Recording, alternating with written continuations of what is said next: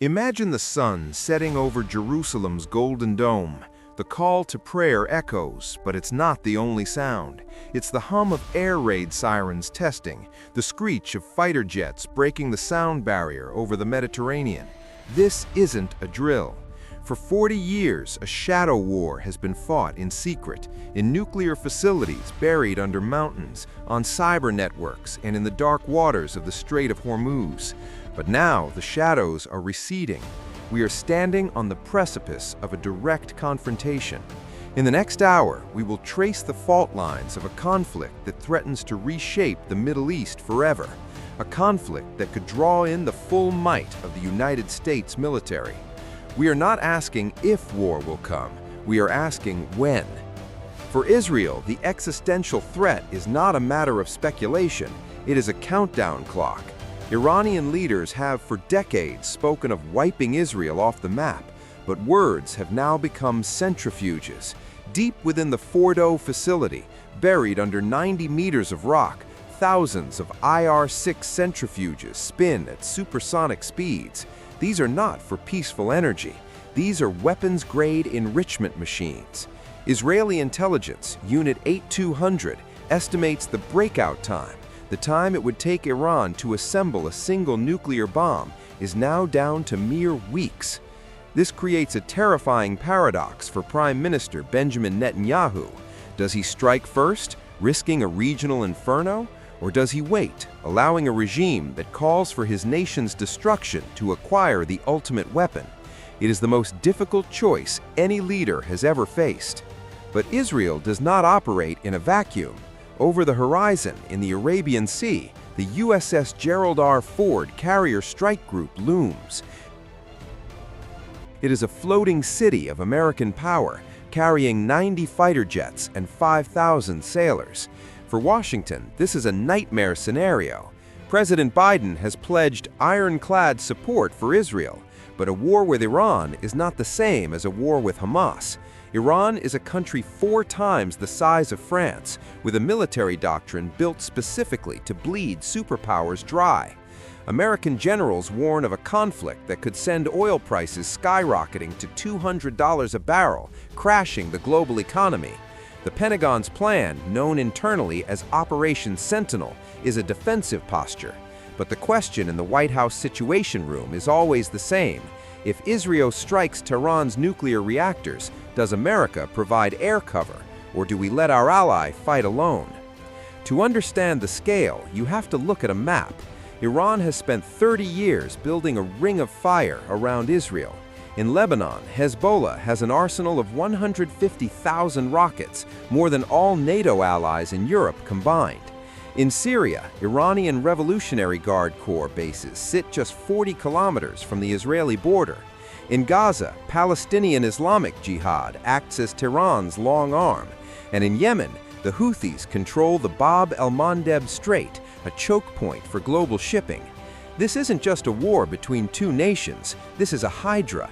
If Israel strikes Iran, the order will go out from Tehran, unleash hell. Suddenly, Israel will be fighting a 7-front war. Tel Aviv's international airport will be under missile fire within minutes. The Iron Dome, for all its glory, was not designed to stop a saturation attack of 3,000 missiles a day. Before the first missile is launched, the war has already begun. It's happening in the silent, invisible world of fiber optic cables and industrial control systems. Look back at 2010. That's when the US and Israel unleashed Stuxnet, a digital worm that physically destroyed 1,000 Iranian centrifuges. It was the first salvo. Since then, it has been a constant, silent war. Iranian hackers have retaliated by trying to poison Florida water treatment plants and deleting data from Israeli hospitals. In a full-scale war, the cyber front will be devastating. Imagine the power grid in New York being held hostage. Imagine the GPS systems over the Persian Gulf being scrambled, causing civilian airliners to lose navigation. This war has no front lines. It exists in your pocket, in your bank account, in the servers that control our civilization. Let's pause on the nuclear question. Many experts believe Iran is already a threshold state. They have the knowledge, they have the material. What they lack is the finalized weaponized core. But intelligence is murky. In 2018, Israeli Mossad agents conducted a breathtaking operation. They broke into a warehouse in Tehran in the dead of night, dismantled a massive safe, and smuggled out half a ton of Iran's nuclear archives. They brought them back to Tel Aviv on a shelf. Prime Minister Netanyahu presented the evidence to the world. It proved Iran had a secret program, codenamed Project Ahmad, designed specifically to build 5 warheads for ballistic missiles. The fear is that in the chaos of a conventional war, Iran will decide that the time to race across the finish line is now. A nuclear detonation in the Middle East is the red line that no American president can ignore. If war erupts, the first shot may not be fired at a nuclear facility. It might be fired at an oil tanker. 20% of the world's petroleum passes through the Strait of Hormuz, a narrow waterway separating Iran from the Arabian Peninsula. Iran has perfected the art of asymmetric warfare. They don't need a navy to beat the US Navy. They have thousands of fast attack boats armed with suicide drones, and they have one of the world's largest stockpiles of naval mines. In a conflict, Iranian Supreme Leader Ayatollah Khamenei could order the closure of the strait. Imagine the global panic. Oil prices would spike instantly. The U.S. Fifth Fleet, based in Bahrain, would have to launch a massive minesweeping operation while under constant drone attack. It would be the largest naval engagement since World War II. What does an Israeli strike actually look like? It is one of the most complex military operations imaginable. Israel is 1,000 miles from Iran. They would have to fly over hostile airspace, either Syria, Iraq, or Saudi Arabia, without being shot down. They would need aerial refueling.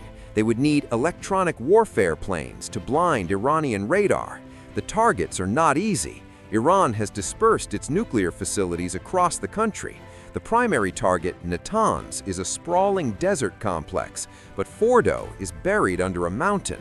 Israeli bunker burster bombs like the GBU-43 are massive, but can they penetrate 90 meters of granite? Military analysts are divided. Some say Israel would only delay the program by 2 years. Others say a sustained bombing campaign lasting weeks could cripple it. But that requires air superiority. That requires the US. We have talked about missiles, jets, and centrifuges, but let's remember the human beings. In Tehran, there are 15 million people living in a city that sits at the foot of the Alborz Mountains. In a war, the streets would empty. Families would huddle in basements, listening for the whistle of incoming JDAMs dropped by American stealth bombers. There would be a humanitarian crisis. Iran has already warned that any attack on its soil would be met with retaliation against American bases in the region. In Tel Aviv, life would stop. The beaches would be deserted. Parents would have to keep their children inside bomb shelters for weeks. The Iron Dome, while effective, has a failure rate. In a saturation attack, rockets get through. The human cost on both sides is the reason cooler heads have always prevailed in the past. But cooler heads are a luxury in a crisis. Here's a twist the public rarely sees. Iran and Saudi Arabia have been enemies for decades, but recently they agreed to a China-brokered détente. However, old habits die hard. Saudi Arabia views Iran's nuclear program as an existential threat to their own dominance in the Gulf. Secretly, for years, the Saudis have allowed Israel to use a sliver of their airspace for reconnaissance missions. This is the Abraham Accents 2.0, the unspoken alliance of necessity. If war breaks out, Saudi Arabia is caught in a vice. Do they allow American jets to refuel over their desert, risking Iranian retaliation against their oil fields? Or do they remain neutral, risking their own security?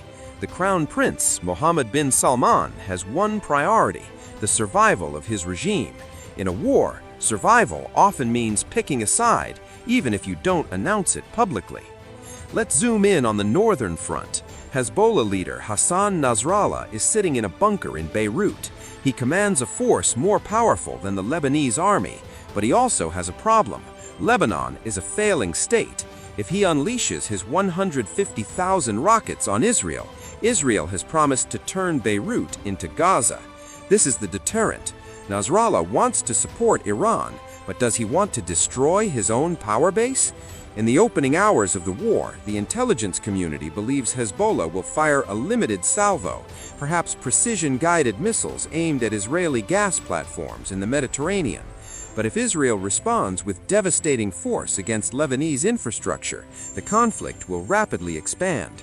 A miscalculation on this front could turn a regional war into a total war. Back in Washington, there's a ghost hovering over the Situation Room, the ghosts of Iraq and Afghanistan. The American public has zero appetite for another Middle Eastern war. The last two cost $8 trillion and thousands of American lives. President Biden's political future hinges on the economy, not on protecting Israel's nuclear monopoly. This creates a strategic gap. Israel wants a preemptive strike. The U.S. wants containment. This tension is the most dangerous variable.